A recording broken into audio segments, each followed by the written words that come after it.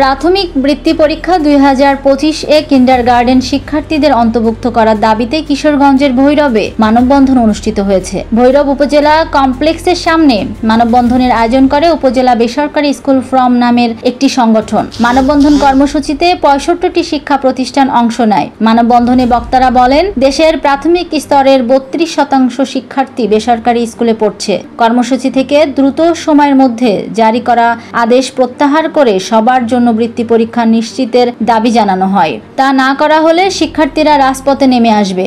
বৈষম্যমূলক বৃত্তি পরীক্ষা ঠেকিয়ে দেওয়ার ঘোষণাও আসে কর্মসূচি থেকে। এতে উপস্থিত ছিলেন হাজী আসমত কলেজের সাবেক ভারপ্রাপ্ত অধ্যক্ষ আব্দুল বাসেত, একই কলেজের বাংলা বিভাগের সাবেক বিভাগীয় প্রধান সাজেদা বাসেত, কিন্ডারগার্টেন অ্যাসোসিয়েশন কিশোরগঞ্জ জেলা শাখার সভাপতি শহীদুল ইসলাম, ভৈরব বেসরকারি স্কুল ফোরামের সদস্য মতিউর রহমান সহ অনেকেই।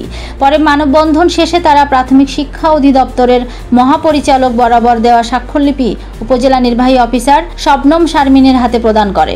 যারা আমাকে বৃত্তি পরীক্ষা থেকে বঞ্চিত করতে চাচ্ছে তাদের প্রতি আমার ধিক্কার এবং ঘৃণা। আমরা সরকারি প্রাথমিক বৃত্তি অংশগ্রহণ করতে চাই। ছাত্রছাত্রীদের মধ্যে এত বৈষম্য কেন? আমরা বৃত্তি দিতে চাই, আমাদের দাবি মানতে হবে।